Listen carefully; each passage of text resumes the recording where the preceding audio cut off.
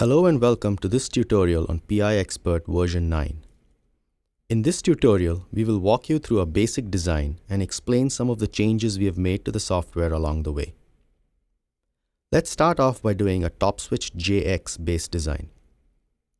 Let's select the new eSIP package from Power Integrations. For the TOPSwitch-JX family, the switching frequency is programmable. You can choose between 132 kHz and the 66 kHz option.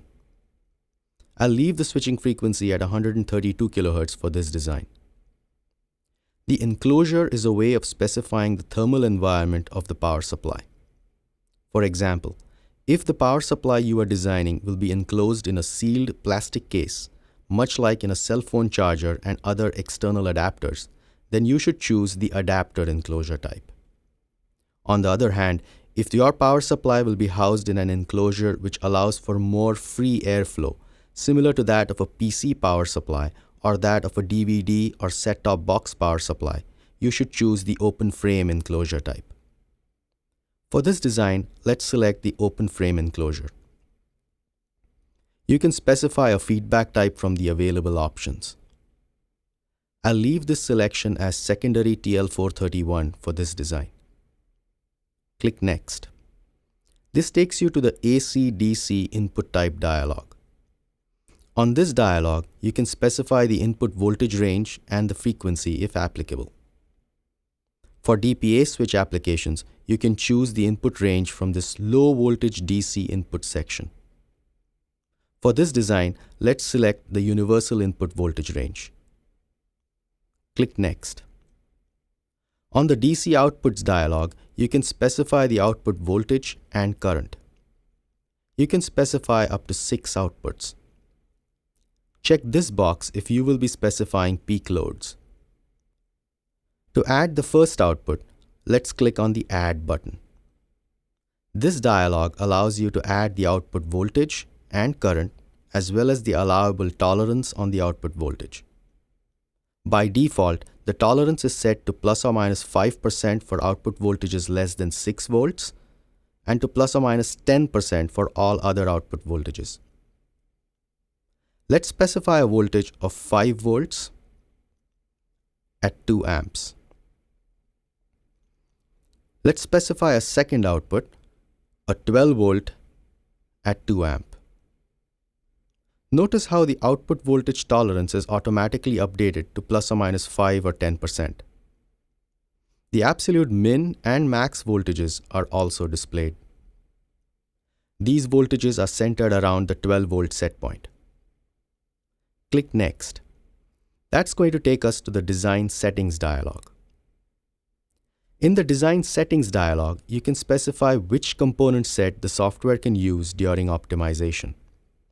The default component set contains components that were included in the software during installation. As you add more and more components, these will be automatically included in the All Records component set.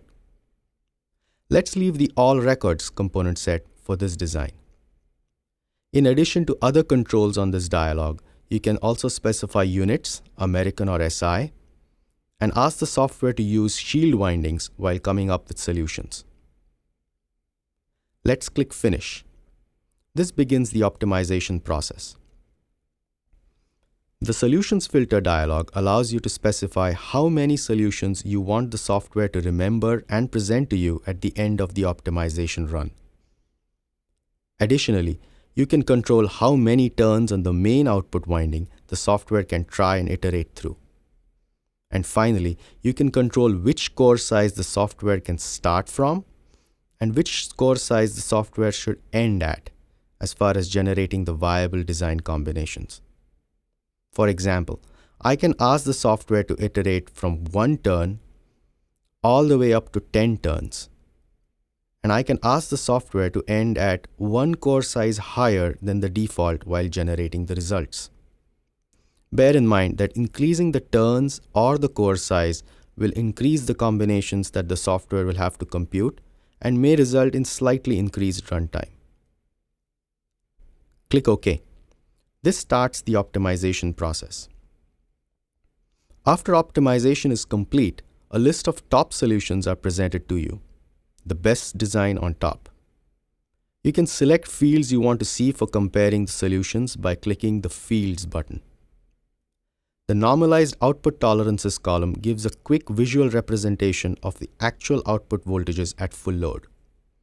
So, if we compare solution 1 and solution 5, we can see that solution 5 has the 12-volt output on the lower side of the desired set point, whereas solution 1 has it slightly higher than the desired set point. You can make a choice of which solution fits your need the best using this information. Additionally, you can compare core sizes and other important parameters between the top solutions from this dialog. Select the solution you want to view for detailed information and click Open. I'm going to select solution 1 and then click Open. The schematic view shows a detailed schematic for the specification requested.